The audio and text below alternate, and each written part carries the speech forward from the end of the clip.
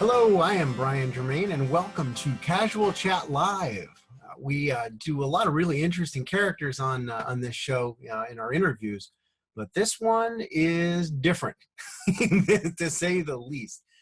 So we are working with Pamela Aaralyn, who is clearly one of the world's best clear conduit channels.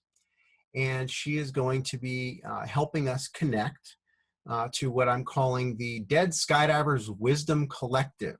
So this is skydivers that have crossed over, who have messages for us, wisdom for us. So this is obviously a little bit of a stretch for some of you, but I've been exploring this kind of stuff for a very, very long time, and I feel quite confident that that Pamela is very much the real deal. And this experience is completely authentic. But for even those that are sort of on the fence about it, give it a chance and focus in on the messages, focus in on the wisdom that's being passed on here, and just sort of hold back your inner critic from drawing any absolute conclusions. Just observe, notice what's happening here, and let in the most positive stuff, and sort of let go of whatever you're not digging. But I think that you'll really, really enjoy this one. And so just a little bit of background story. I was coaching at the wind tunnel at iFly Baltimore at the time, and I literally just got out of the tube when we had our start time. And Pamela was nice enough to start the session. So I was a little out of breath, and I had been literally in the wind stream for nearly an hour, and ran in there, and well, let's pick it up from there. And so just now I took off my jumpsuit and ran over here. Yeah. Well, good for you. Glad you're here. I'm working on grounding. Yeah, I wouldn't, because some of the things that I got from the jumpers that you asked me to channel today is just the opposite of that.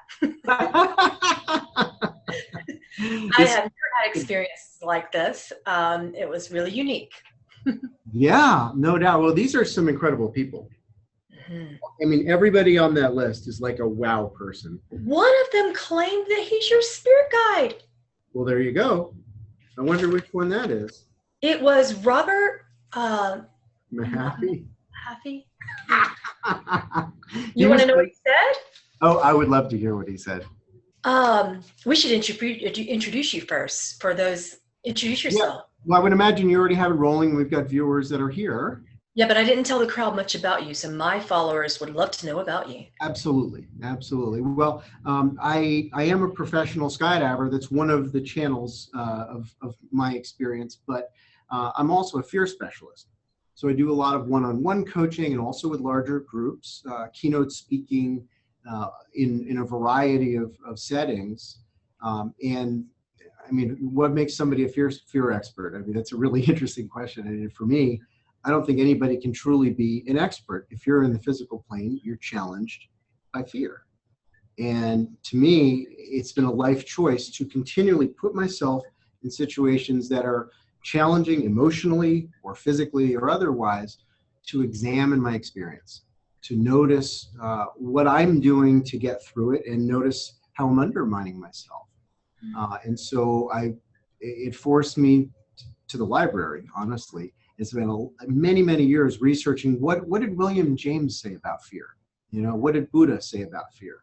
You know, I'm in Thailand meditating in ashrams, asking, you know, literally the monk who built the temple, tell me about fear.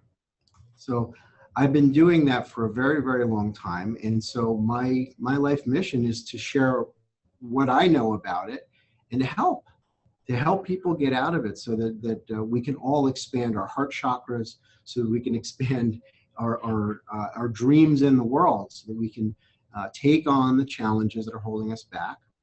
And in my experience, one of the biggest ones is that we are afraid of really putting ourselves out there, being ourselves. Well, that's a piece of the puzzle of who I am, but I could go on, and I won't do that, because this is not about me. It is because some of these skydivers, this one in particular, Mhm. although he was not my first experience with channeling the beings on your list, I was only able to bring through 6 of them just due to Mhm. lack of time. Mhm. But the 6 that came through were very profound, and there's one that definitely connects to you. It's the Robert Mahaffey. Well, he was my teammate in the X Games. That makes sense because he said that you guys had won some, some pretty prolific awards and top prizes together in 1997. That's Uh, right. he called himself Muffy the Monkey. That's You're supposed to know what exactly. that means. Yes, indeed. That's exactly what we used to call him. Yes, that's true. And he's like, it's Muffy. And I'm like, I don't know. And he's like, Brian will. And he's like, like that. Oh my gosh. Yeah. And I'm like, Muffy, monkey. He's like, yes, I'm Muffy the Monkey. I'm like, what's your real name? He's like, Muffy the Monkey is all you will know. Well, we found out his wife at the time called him Muffy as like a term of endearment. And we heard that. And of course, skydivers are relentless. And so he was Muffy, but he decided that he wanted to be the monkey. So he added that. Yeah. So half of our skydiving moves were called the monkey flip or the monkey this or whatever. Oh, That's well, what he said that he's your spirit guide. He came through with the another one named Adrian. who was our camera flyer in the X Okay. Games. So he came through with that one specifically. And, he said, we're Team Z. That's He right. said, although we should have gotten paid more. We get paid nothing. And he said he's spending a lot of time with another team that he showed me an image of a hawk and a parachute, and he put the words together like para-hawk. Parahawks. Yeah, that's interesting. He says he's spending time with a group called the Parahawks. They're all down, Uh-huh. But when I tried to say they're all down, he goes, no, we're all up. Cute. Cute. Well, I mean, the questions that I have for these skydivers who crossed over are things like, what kind of wisdom do you have for us now that you have this larger perspective? What do you want to say? Well, what he told me when I asked that question, I began to hear music, and I heard piano playing, and he said, I play the piano, I like music, and he was showing that he was still doing that, and I could hear just beautiful, like stuff he was composing, not just like he heard something, it was composed. And he said, many of us who have faced fears struggle with depression. Yep. So he mentioned his struggle with depression. Mm-hmm. And he said that for fear, don't let it get into apathy, that depression is okay. But my advice to you is to never become apathetic, because apathy is a much lower frequency. Yes. When you don't care, that means you don't care about your life. Mm-hmm. And let's get that way. And he wished that he had continued playing more music and things of that nature. And he gave some messages to Montgomery, Keckley, Polly, and he asked Polly to take care of 2 young kids that he calls Texie and Trey. And he said, take care of them. And he just kind of listed some family in that way. But he said, I'd wish that I knew more about apathy and that state of non-existence at that time. So that's what he brought. So the lack of inspiration, right? That we shut down due to fear of trying. Am I right? Yeah. Yeah, absolutely. Fear of anything, he said.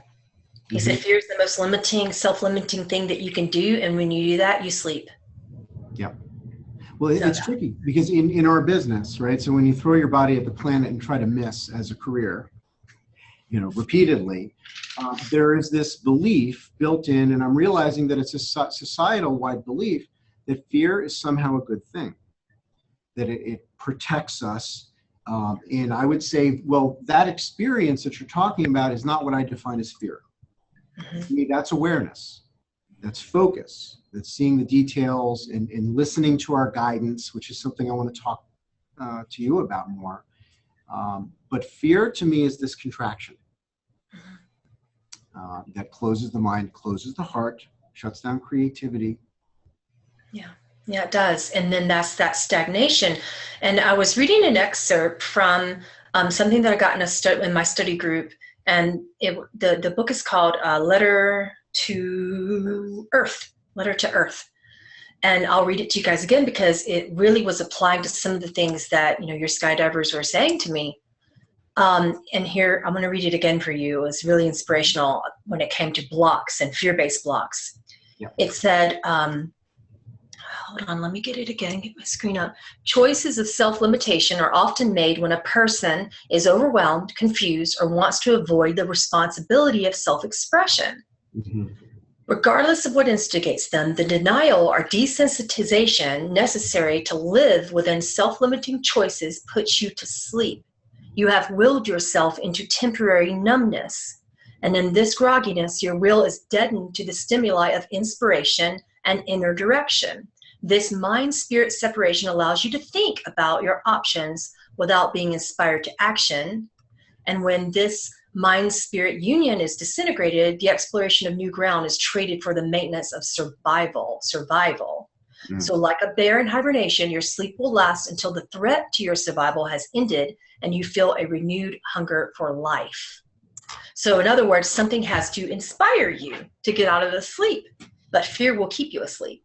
So this is why I really was interested in talking to you, because I knew you would have some interesting things to say about how to help people break the fight or flight response, which you guys have to do on a regular daily basis. Well, and of course, when we refer to it, we don't just say the dichotomy of fight or flight.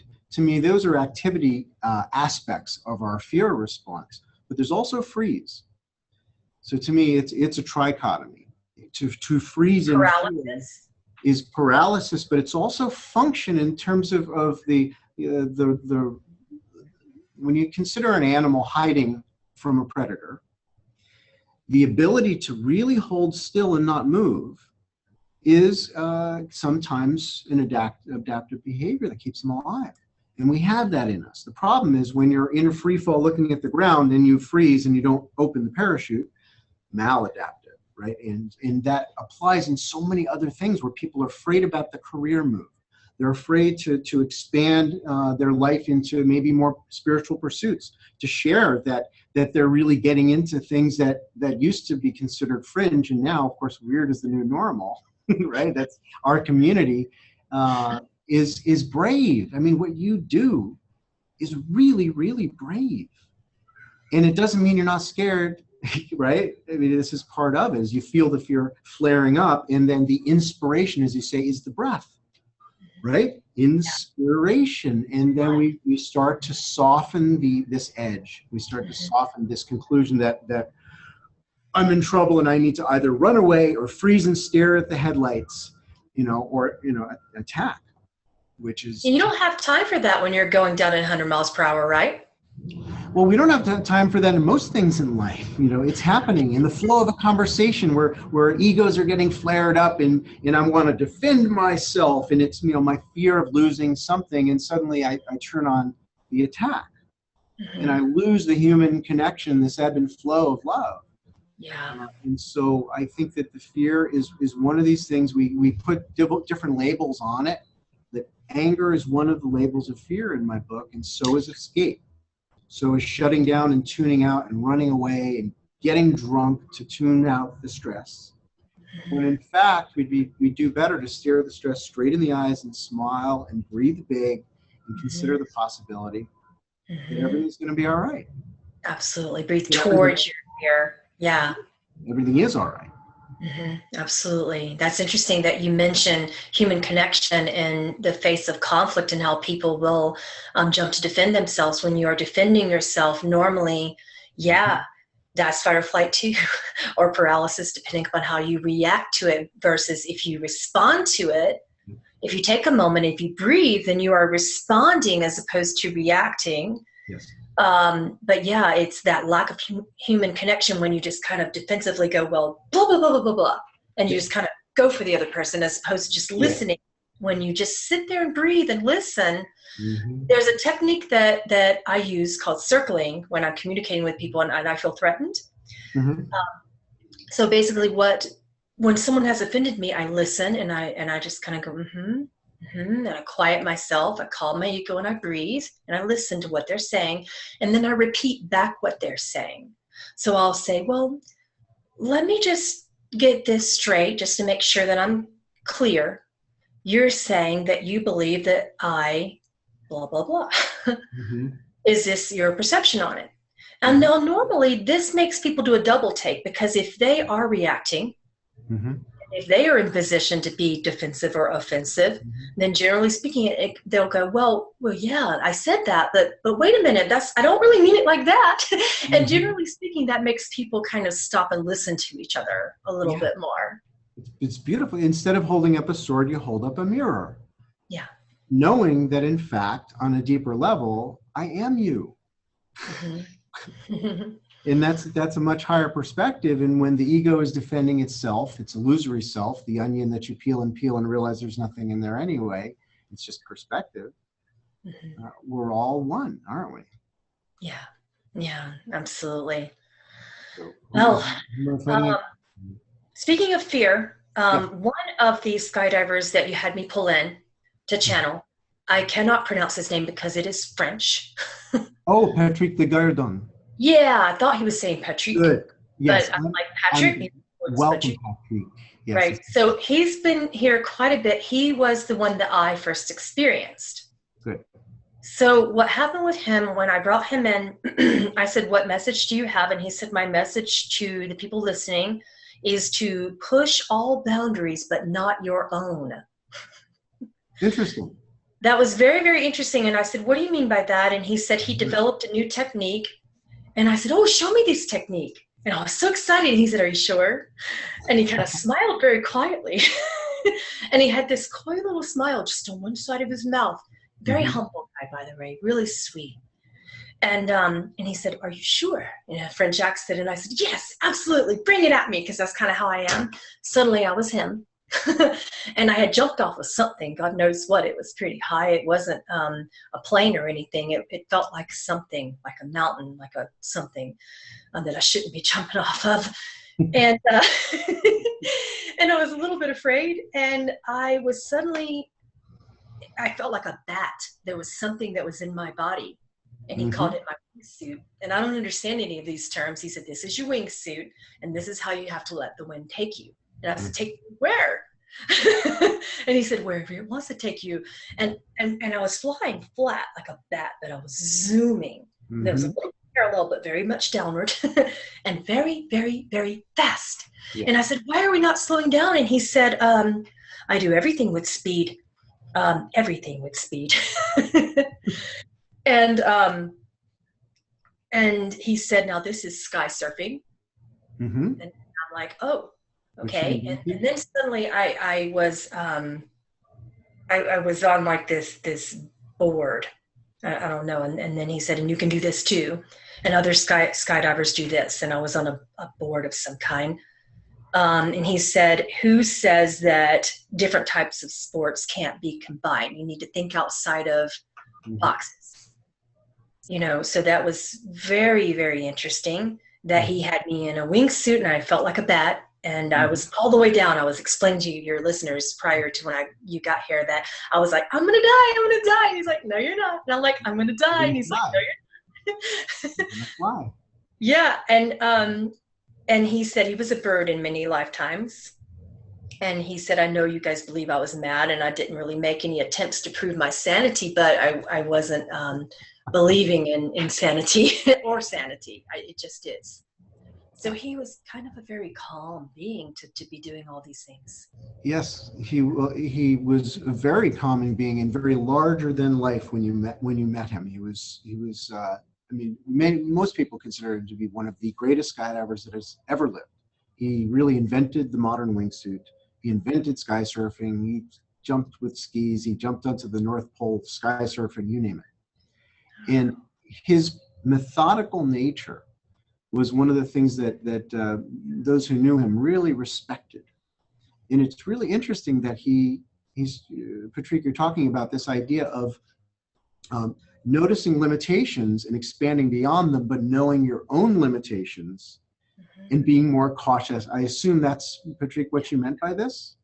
And he said also the nature of boundaries. Are they incoming or are they outgoing? Your outgoing ones stay put. You don't even break your outgoing boundaries. You know your rules. So that's for a reason too. Yeah. But in terms of other boundaries that are incoming, you can push those. Yeah. Yeah. If other people put boundaries on you, you can push those. Absolutely. Well, I mean, when they were testing the first wingsuits, Adrian, who was also his teammate, we shared a cameraman, Adrian Nicholas, send me a suit. He said, "Oh, see if this thing is, if we can improve it." And I didn't think that they were crazy. I thought this was a new expansion of what's possible. Well, he didn't say you. He said other people, like the whole society of jumpers kind of thought, what are you doing? You're mad. Absolutely. So it was really cool. Now, he did come in with Adrian. They came in together, Mm-hmm. So that was really interesting. And he stated to me that, Adrian did not feel any guilt over the way that Patrick passed. So why should, everyone else understands that there are risks involved. So he was showing me that something about his last jump involved Adrian. So that was something that he wanted, the jumpers to know that's everyone understands that, whatever. I don't know what they're talking about, but they were both wanting that people to know that they were together, and that that there's no, that mistakes happen, Yeah, well, I mean, around that topic, because of course the two of them started this proximity flying movement of people jumping off of mountains with wingsuits and flying close to the ground. And now we're seeing a lot of people crossing over, 30, 40 a year, sometimes worse. Worse, I guess that's a spin on it, isn't it? But what would they say to the folks that are here with wingsuits that are pushing these boundaries from your perspective? This is what Adrian says about that. He is actually a walk-in. Do you understand that spiritual term, right? I do. New to the team, right? He had a near-death experience during one of his jumps, and he was explaining it to me last night in the astral field. And he said, I thought I'd die during that, and it was cold, and he let me feel what was happening for a moment, and I felt cold all around my face, and it felt like something was here over my mouth. Mm-hmm. And it felt like I could not exhale, like I was suffocating. And I said, "Breathe out. What's wrong with you?" And he goes, if we breathe out, we die. and then he started maneuvering whatever mask or whatever was on his face, and he kind of just started pushing it just a little bit. And he said, "Now I have to breathe really slowly, and I have to measure my breath." So I was him, and I was like, very, very slowly, like that. Mm. Just a little bit. And he goes, "You have to do that for 4 whole minutes or you're going to die." And I'm like, ah! And he's like, "No, none of that." Freaking out doesn't help. Yeah. Because no one's here. And we have 4 more minutes going at 100 miles per hour, and we got at least 10 miles of this. So you got to make do.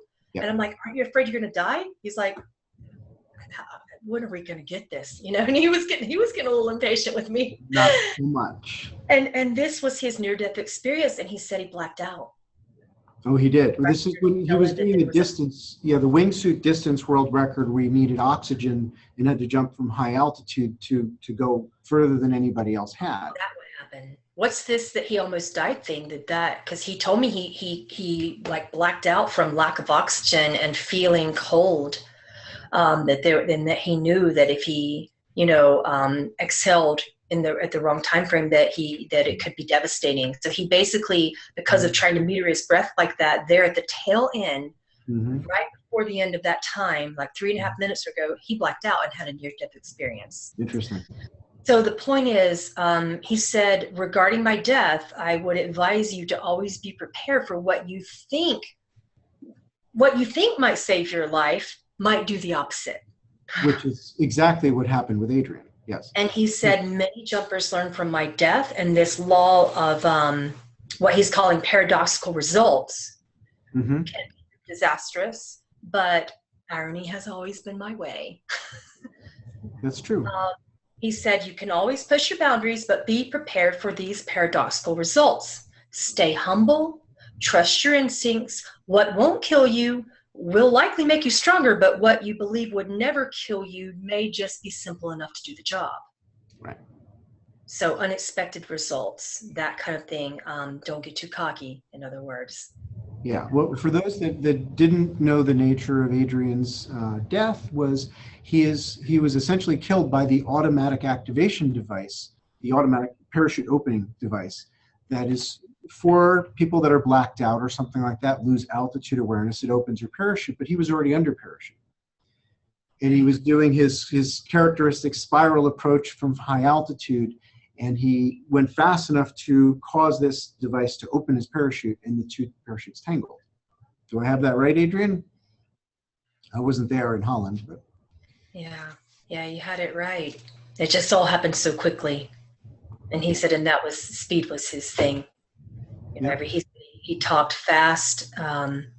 He drove fast. Yes, he did. Scared me. Yeah, he said people didn't want to be in the car with him. It was easier to be, you know, like a wingman than it would be to be in the car with him.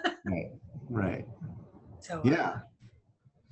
Great. Well, so I mean, I consider both. I mean, Adrian, Patrick, even Robert as well. I mean, Robert was a wild man, but all these guys had great wisdom. Yeah. And so that's why I want to sort of tune in and step across what most people consider to be a barrier, and I don't. What else do you want to pass on to the skydivers? We have an open mic, right? Any of you? And there are a couple other people that wanted to come through, both today when I tried to bring them all in and in the astral realm. So we have more of an artist than a diver, although there was a lot of, you know, skydiving and jumping. At some point in time, this one probably retired into painting rigs, because I saw a bunch of, and he's funny. And I said, oh, well, show me some of them. And he said, well, they're mostly on t-shirts these days. There's not a lot left. And I said, well, what kind of t-shirts? And he said, the kind of t-shirts that would scare young children in grocery stores. And I'm like, Dave Rickerby. Yeah. Okay. And he is very funny, and he says somebody out there that's listening still has his favorite word, boys and jets. Yeah. Okay. So that's something that somebody who's listening has. And I said, well, how do you feel about, you know, you're gone now, and what's that like? And he made a joke, and he said, well, there was that one time I broke my leg and I don't feel that, so I think I'm good. But at least my leg is better. Like, what? Wait, what? I have to spread that message? He said, well, they will understand my humor and know it's me if you spread that message. Yeah. He actually died of natural causes, according to him. Yep. He said, you know, and go figure, you know, that's something he didn't expect. Yeah. Yeah. So death is not something to be afraid of either way, is his message. When you go, that's a big one. That's a big one. You go. So many people are afraid of death, and they think they need to be afraid of death to be safe. And the skydivers or drivers of cars, there's this assumption that if I'm not afraid enough, you know, fear of God, all these things, to me, it's the lowest form of motivation, that we can do better than that to pull us forward into the focus that creates safety in all its forms. We can do better than fear. It's the worst thing you can put in your gas tank. It's combustible, but, you know, it's like moonshine. You know, you can put moonshine in your gas tank, but your car's not going to run well. You know. Yeah. So who else do we have here that is wanting to be heard and pass on? Well, there's a female that came through. Her name is Deanna. Beautiful. I am so glad, because we had her husband on the last show, Norman. And she said, I still love my Norman. That's the first thing she said that she wanted, you know, you guys to address. And she said,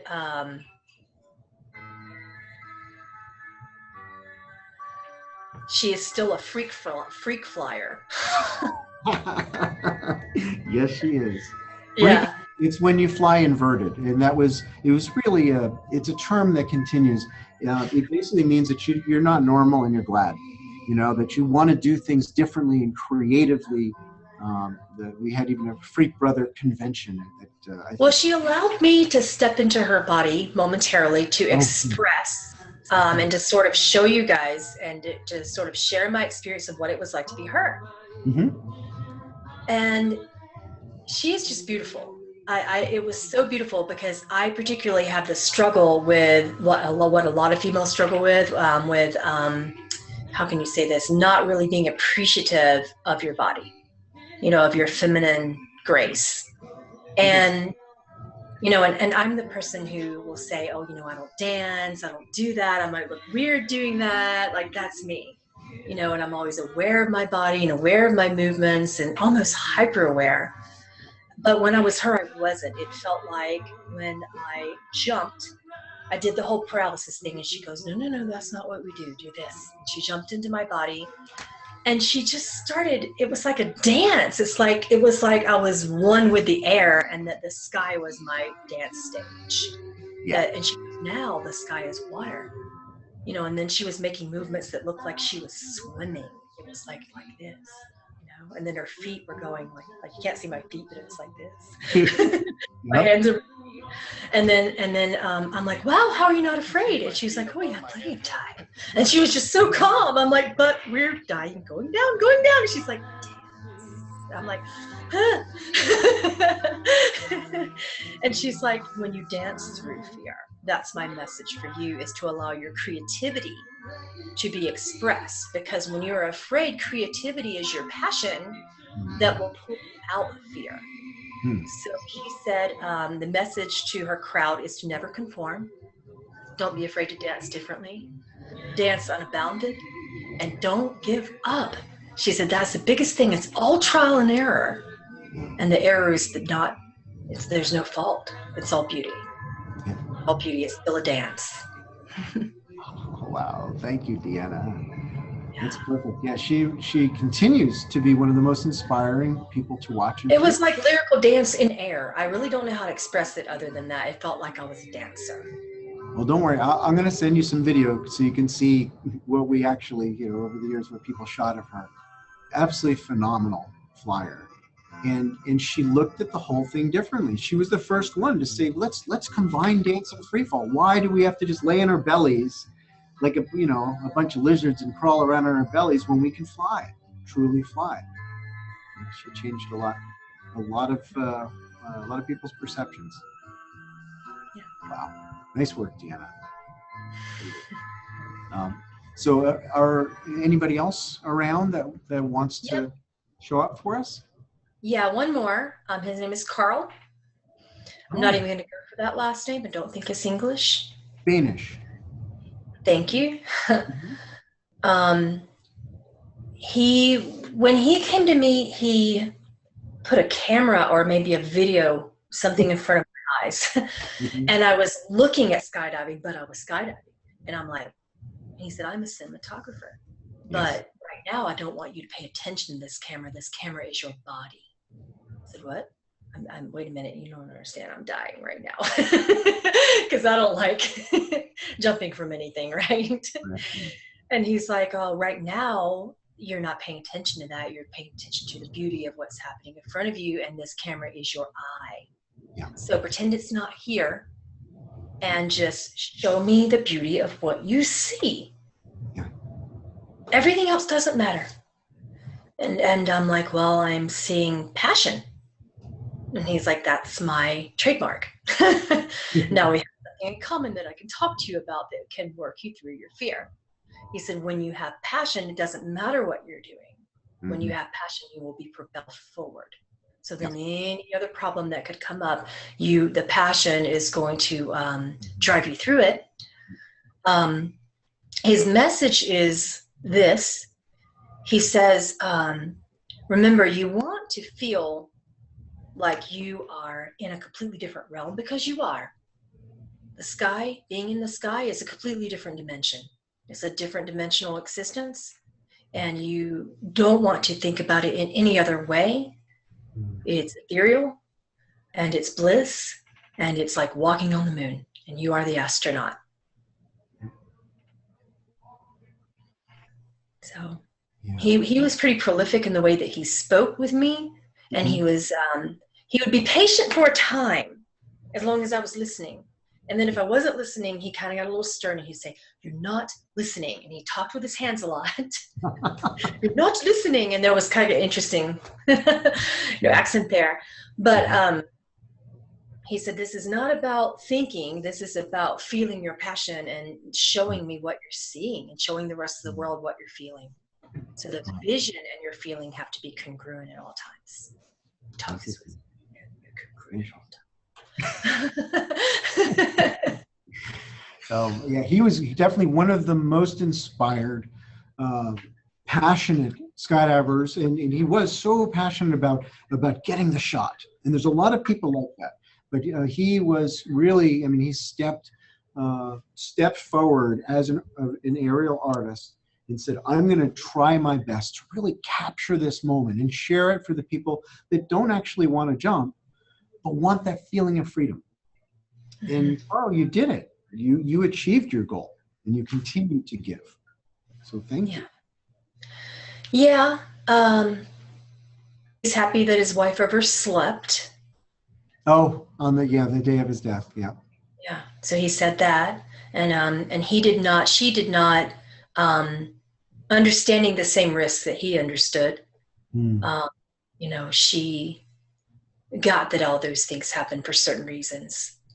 But he did not want to take her with him because they had just gotten off of a jump. According to him, they had been jumping. Yep. So then she could have gone with him that day, but she didn't because of that. So he says there's no accidents to anything. She was meant to jump longer, and it's really that simple. Interesting. See, that's a really big question that skydivers run into. I think everybody runs into is it something that's set in stone that this is your date and sorry, you're leaving, right? But this is a question that we continue to run into, isn't it?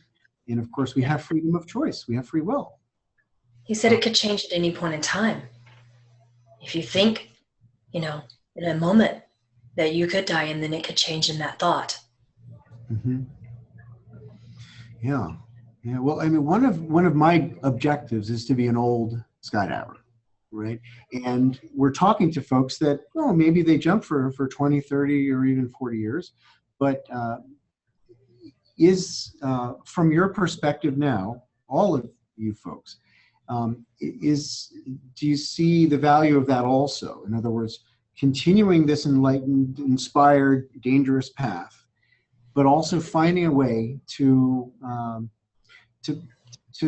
maybe back it down off of a 10, like these go to 11, to back down the velocity, back down the risk taking just enough that you can, live a longer life. What are people chiming in about that?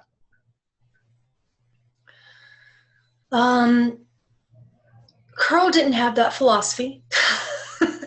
Yeah. Putting it mildly there. Yeah. And he said, "Hell no."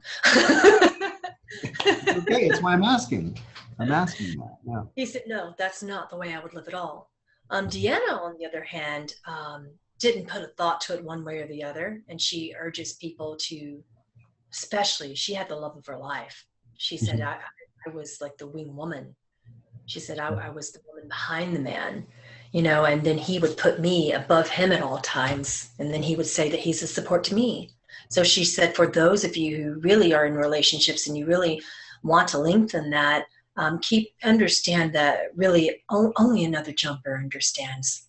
So consider that. And then if they don't have that to understand, they at least have to have the need for pushing a limit, the need for pushing the fear, to understanding of that nature, for people in relationships. And then to take it deeper, it's not really a matter of lowering your risk or upping your risk. You just follow your passion in a way that is a balance. I always had balance to what I did. Therefore, it's never a consideration. Yep. If you have balance, you're never pushing too much or too little. Yep. You know how much you can push, and you know when to stop. There you go. Yeah, to create a. Whoops, we have a visitor. Sorry. People coming and going a little bit. So I think that's a really important perspective, is to recognize that life comes, life goes, right? People, they enter, they leave, they enter, they leave, but are you really living? You know, are you really expanding yourself, your own soul journey, or are you just coexisting? Are you just staying alive, right? Are you expanding the human? Too little risk, then you are just existing. Too much risk is a different story. Yeah. And she said, I'm not going to say it's good. I'm not going to say it's bad. It's just a different story. And then you're pushing the threshold of your purpose at that point. Yeah. It's not good or bad. But too little risk, I don't like that at all. And none of us do. She speaks for the collective there. It's interesting because, I mean, one might assume that you bring in all these people, this collective of inspired souls, that they'd say, be careful and make sure you don't die like me or something like that. And what I'm getting is quite the opposite. Yeah. Well, Robert, speaking up a little, he says that consider the Parahawks. He says they're a team of jumpers that went down in an unusual way all together, and they weren't jumping. They were just on a plane trip. Yeah. You know, they probably could have been jumping, but the plane went down. So what he's saying about that team, and who he really is with right now very strongly and has been for a good while, he said, consider that. You know, there's no, you're just on your way doing what you normally do. Anything could happen at any point in time. And he said, at some point, I got so caught up in my emotional fear that I did not push my physical fear anymore. So don't let the emotional fear cause you to be stagnant. Interesting distinction. Right? I mean, there's this. So the emotional fear, anxieties, depression, mental illness, things of that can be just as devastating as a physical fear, if not more so. Because then you go back to that stasis, that stagnation that we were talking about earlier. Yeah. It's true. So there's a balance, according to Deanna. Very interesting. So, well, what else do they want to teach us?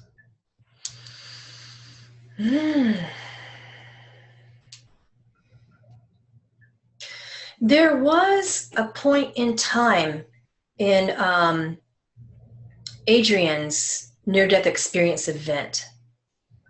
And this was probably a world-breaking record, this event. According to him, it was a big deal. That cold that I felt, and when he allowed me to step through his body for that moment, after about 3.5 minutes or so, I couldn't breathe because I was measuring my breath, and I blacked out as him. And I'm like, well, what do I do now? And he said, oh, this is surrender.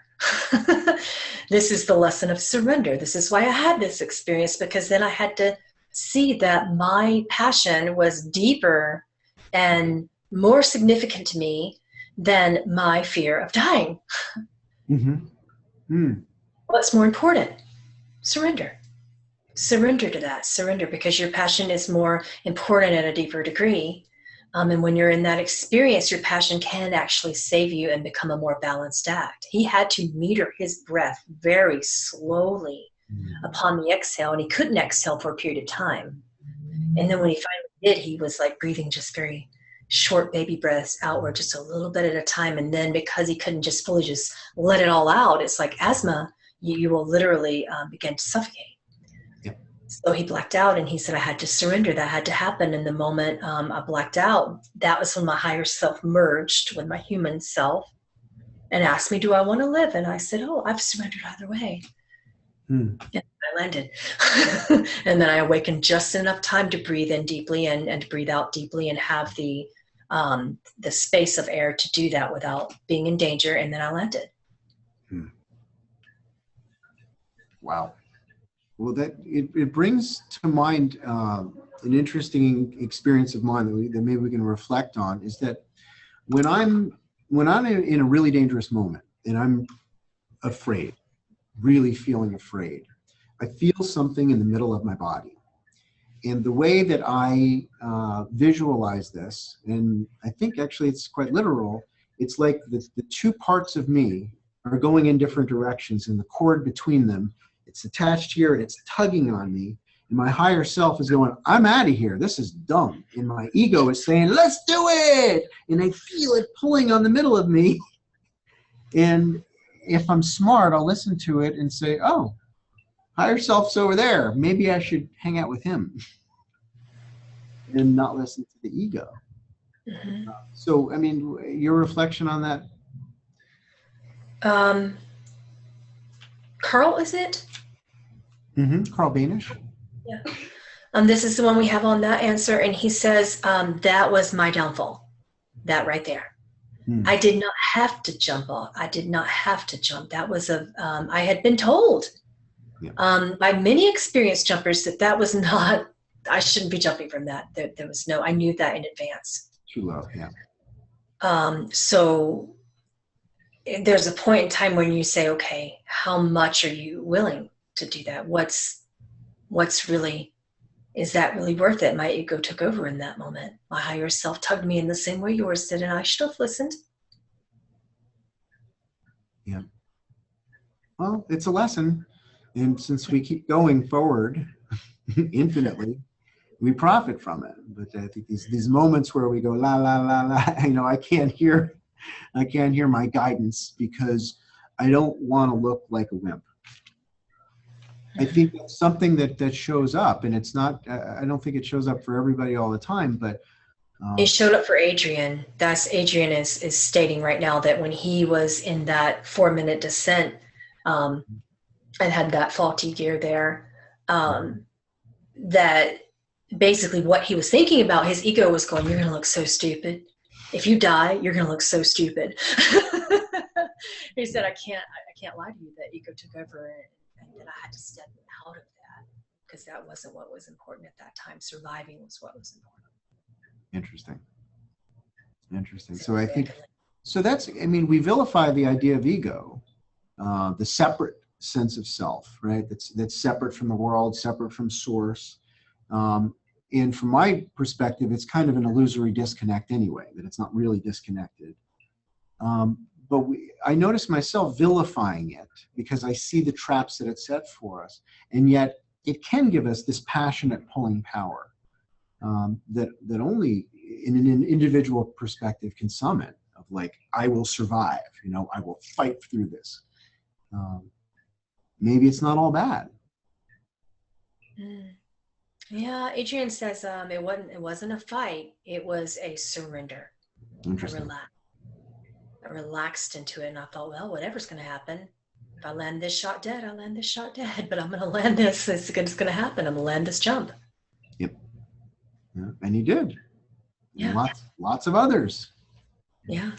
What a great man. You've called in, all these people that are here are people that I respect so hugely, which is great because that's what I've always done with my show, Casual Chat, is go, all right, who do I love and respect and want to share with the world? And so, these folks are, invisible for most, but nevertheless, major wisdom inspired people. So who else from our crowd would like to be heard that has messages, specific or general, to the greater world? Yeah, I'm not getting that much more than those. Those are the only 6 that I seem to be bringing forward. So overall, collectively, Yeah, I was going to say, whoever we just called in is a higher order of magnitude, huh? Somebody disagrees. Yeah, who is Hold that? on. It's funny for those that aren't used to this kind of thing that we do have interference. Actual microphones fritzing and internet connection fritzing. This is the way it works. Energy is energy, isn't it? There's someone here, and I'm not getting a name on this one because this was a new one to me, who did not like safety nets in life. He did not like parachutes. Interesting. In a way that he didn't want to pull them or deploy them at all. He said, if you put a big giant net on the ground and catch me, that would be interesting. Which I'm sure they all got to see Luke Akins do that earlier this year, right? Yeah. So that was, they're talking about that now. They are. Yeah. So what do they think about all that? Did they They're think showing me that. They're showing me it. Wait a minute. Okay. They're going to pull me through this body. Agree. No. Oh, sorry about that.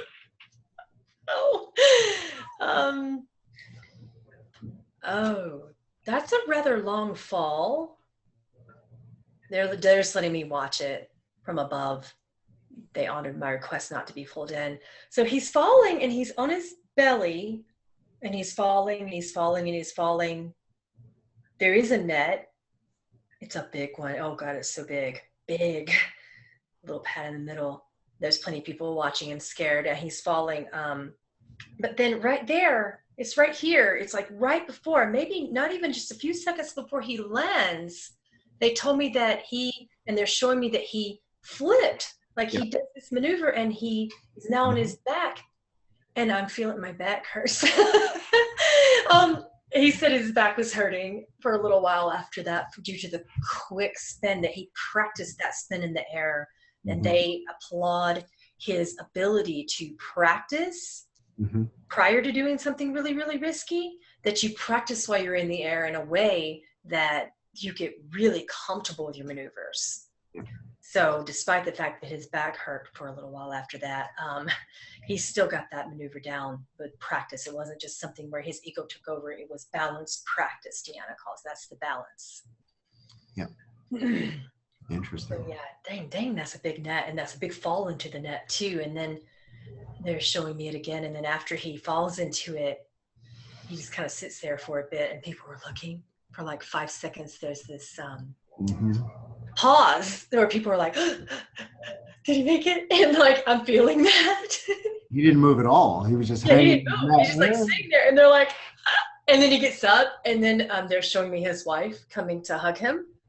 And that he hugged his wife first and people were, clapping in that celebration. And he has a life purpose of celebration. That's why he has no fear. So they're wanting to bring in that skydivers honor the purpose of celebration. Yes. So let's talk about that particular life purpose that most of you, particularly base jumpers, honor. So celebration is like an umbrella. And then underneath it, you have your spokes that you hang on to. You have agape, that's unconditional love, bliss and joy, unity, consciousness, all of that. Celebration is the celebration of every possible gambit of human emotion. It's the highest frequency that you can hold on the planet. So that's why I was attracted to being interviewed by a skydiver, because I talk about celebration. So I'm happy that some of your team is bringing that up. Yeah, I think it's really important. You guys feel that. Like my question to you is, how do you feel about celebration and bliss? And is it like that when you jump?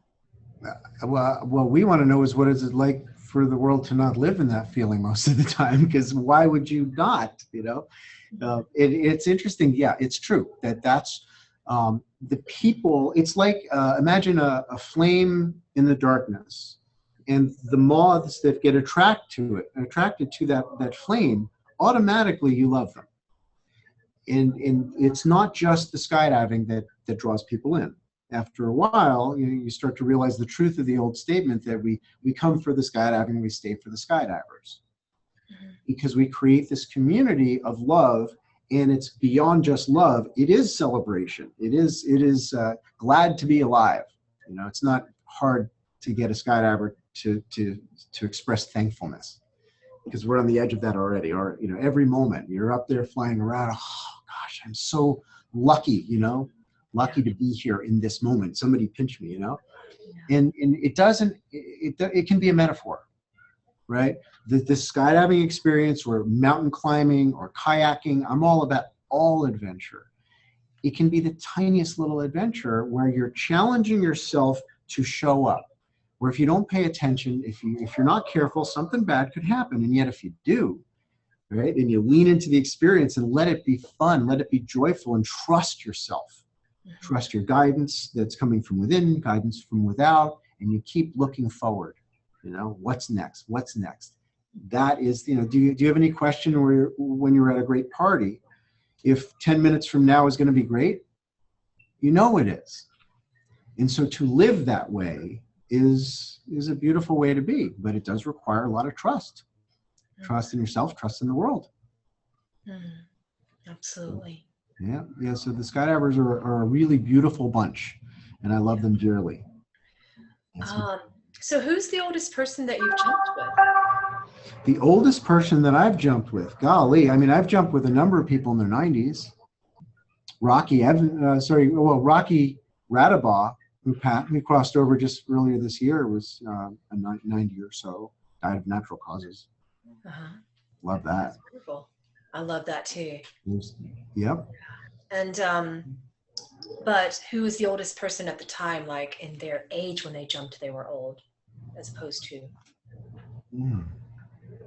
I mean, we get lots of folks that do, a single jump at the age of 100 years old or something. But we have quite a few of them that started when they were 18, back in the 1940s or something, and they just keep doing it right up until they physically can't do it anymore. And at what age is that one? Well, I know quite a few of them that are in their 90s, 80s and 90s, and they're still jumping. Wow. It's a low impact sport when you're good at it. When you're good at it, okay. And if you're not good at it, it hurts a little bit. But we say only for a moment, Yeah. But the truth is that, yeah. That's a really powerful operative phrase that I'd like to really put in quotations there, Corral, just for those of you, this disclaimer, when you're good at it. Yeah, when you're good Train at with it. a professional. It's not that complicated to do it, but skydiving is beautiful. It's brought me most of the most beautiful things in my life. I mean, my wife, my family, everything, the crowd of people that come together for educational purposes. That's a big part of my job. But it's the spirit of adventure, of a joyful expression of what if, instead of, oh, what if it goes wrong, and then visualize what might go wrong, and then you go the other way. You take the big wide berth around the danger. What if it goes well is the question that spurs this passionate adventurer in all of us. And then you look at the details and you plan it out like a stunt, and then you do it. And it might just be standing on one foot, and then closing your eyes and trying to touch your nose. That's an adventure if you really put yourself into it. And metaphorically, you're going to get all these lessons from climbing into a cave and turning off your headlamp. Nothing changes about the cave when you turn your light off, and it changes the way you feel about it. It's an adventure, and you're going to learn stuff about your breathing. You're going to learn stuff about the thoughts that occur to you and how much power you have to let them go. Yeah. Right? The negative visualizations. Mm-hmm. And you start wondering, gosh, if I meditated more, how skillful could I get at letting go of thought? To free myself from this construct of assumption about the world, the beliefs that I keep repeating in my mind, that I keep assuming are the solid ground of, quote, reality. What if I could expand that reality with a more creative vision? To me, that's what adventure is, and it's the reason why humans are here. All of us, not just humans. Yeah, I can imagine that, it would be really, really difficult, for people who have a fear of heights in general, to go through that experience. And I can imagine myself doing it, that I would be the one that's on the edge of the plane, kind of sitting there going, no, oh no, like it's one of those things where you just kind of, but I'm sure that the training is so simple and specific and so full of clarity that it's like, is that what it is? It's like, pull this. Incremental. Yeah. By piece, one step at a time. This is how you tie your shoes. This is how you button your shirt. And it's piece by piece, so that our brains can get comfortable with this chunk, comfortable with that chunk, and eventually put the whole thing together and go, this isn't actually that crazy. I love that when my students have that epiphany, when they put enough of it together and go, wait a minute, this isn't nuts at all. And I say, exactly. That's why I've been doing this it's my 32nd year of jumping out of airplanes, just turned 50 yesterday. And, if this was crazy, I wouldn't be doing it.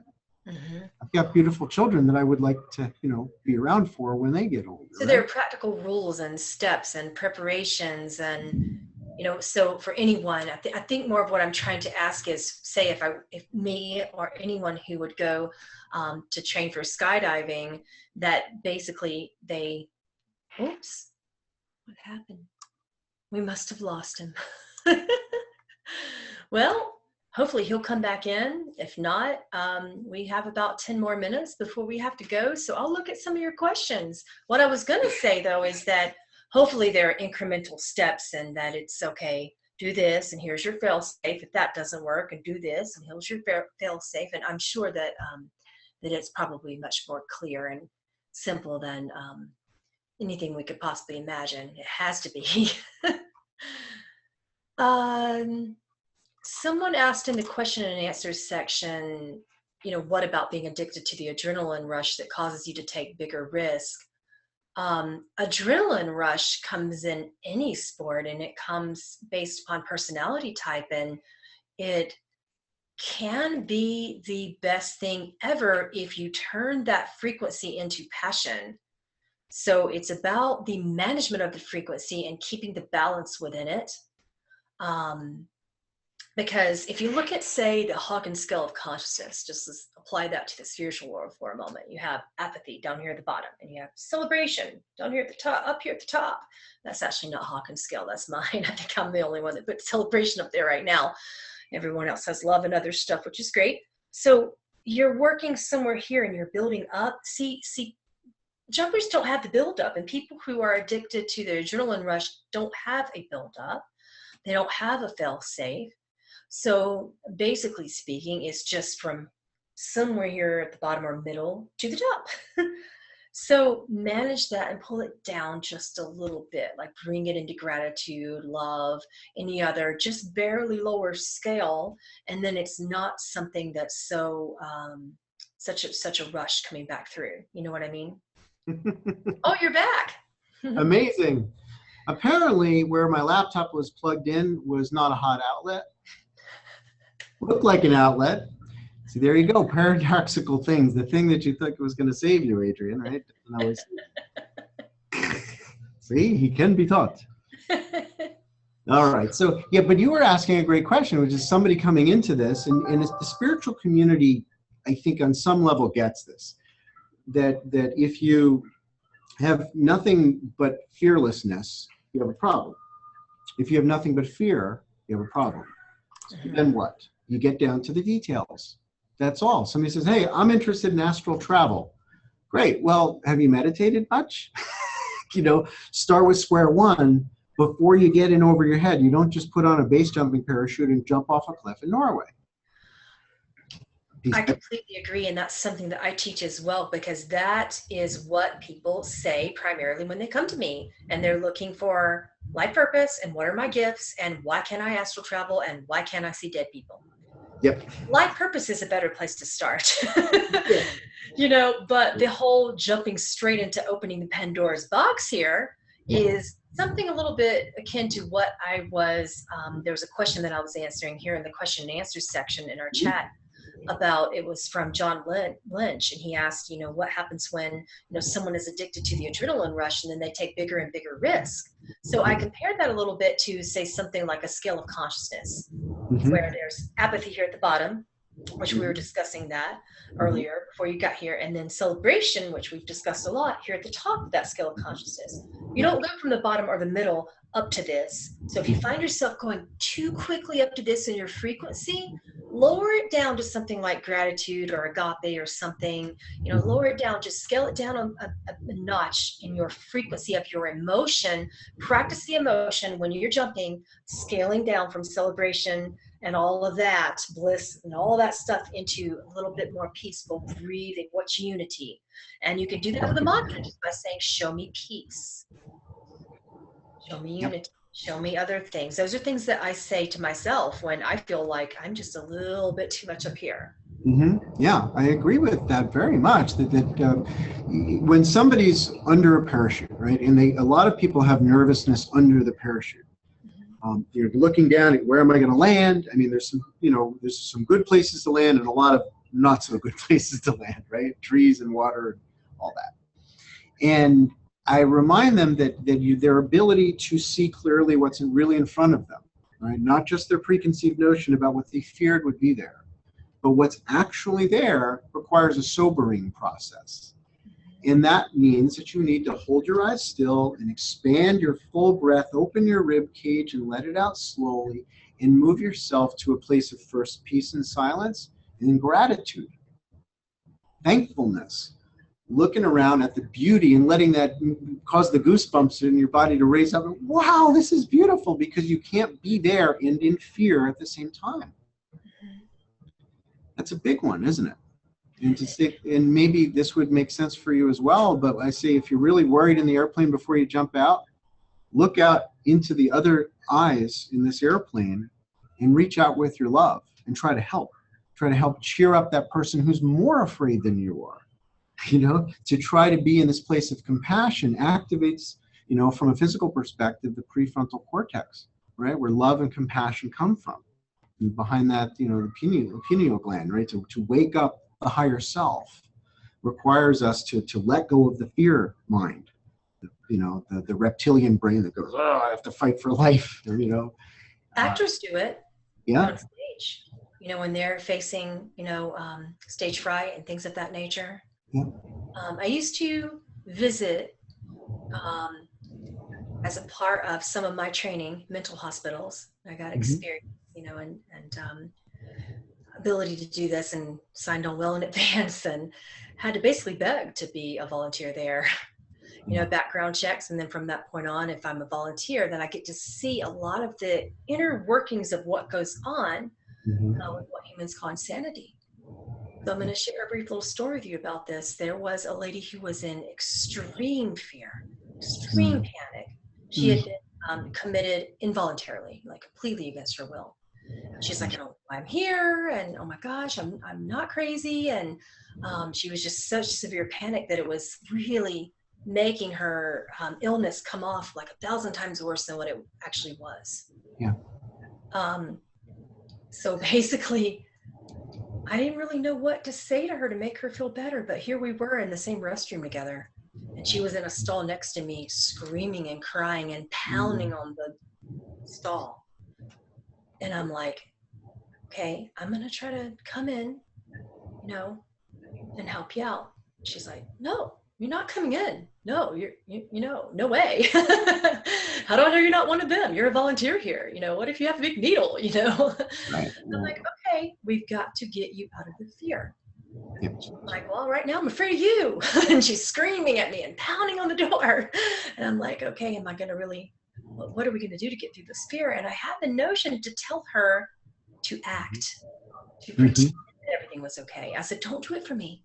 But do it because if you believe that you're afraid, go with the fear for a moment. Say you believe something's bad's going to happen. Okay. What are you going to do about it? Say someone's coming with a needle. That's what you fear right now. And they're going to put you out. Okay. That's what you fear. If you're afraid of it, that probably will happen, especially if you keep banging on the door like this and acting like you are crazy. So let's talk about that for a moment. We gotta work on this fast. Yeah. What are you going to do? Just pretend for a moment that you are completely fine. You want to be fine, so show them that you're fine. I want you to put on your fine face right now. You're on a stage. You're on a play. You're an actor, because this is what you got to do. If you are involuntarily here against your will, you got to act your way out of it. So for this moment, I want you to pretend that you are fine. She's like, that simple? I'm like, yeah, it's that simple. Breathe with me and pretend you are fine. Because I really did see someone that I think's coming, and so you better pretend that you're fine now. So there was no choice. She started breathing. I'm like, you don't want that shot, right? Right? So pretend now. So that whole fake it till you make it thing, when it comes to fear, really worked with her in that moment, and she calmed down. Someone did come, and I'm like, I got it. It's okay. She's fine. She's like, oh my God, thank you. That's huge. You really hit a big one that I use all the time. Does that happen when you're on your way down and it's like your first jump and you're kind of like almost at the bottom and you're thinking you're going to run into a tree or something? Is that a valid thing that you could say, I can fake it my way through this landing? That could be how you feel. It changes how you feel, and the body changes the brain. You know, that if you act calm and you breathe calm and you stand confidently, I have them do the victory pose with the fingers open, or the Wonder Woman, you know, that one, and just assume that body posture as if you're being filmed. As, all right, I want you to first, let's be the scared person. And I have them act it out. So what would you do? What would your eyes look like? What would your breathing be like? where you hold your breath once in a while, then you go back to the high, low frequency, high amplitude, or was it the other way around, right? And so now I want you to be the hero. I want you to be the compassionate hero that's not just saving yourself. You're not just brave for you. You're brave so that you can be of assistance, of awareness, so that you can be of assistance. And it's phenomenal how quickly people shift through this. William James, the father of modern psychology, he spoke a lot about that. Walk slower so that you feel less afraid. Right. That's a big one. Well, thank you so much. We got to get wrapping up so I can go take care of my little ones. Yep, me too. I can see mine, knocking on the door. We're ready to go. But that was really, really, really cool. And I'm really glad that so many people came to show up to hear, the crazy thoughts of skydivers. But beyond that, just to begin that process of taking a closer look at what fear is, what does it really do, and how free and powerful am I really to expand beyond it? Because that's limitless. We really can be free of the limiting aspects of fear if we choose to be. Absolutely. Absolutely. Well, thank you so much for having me. You're It was very great welcome. to have a nice little chat with you about all this Yes, today. indeed. Yeah, I feel like we've been friends for a long, long time. You're awesome.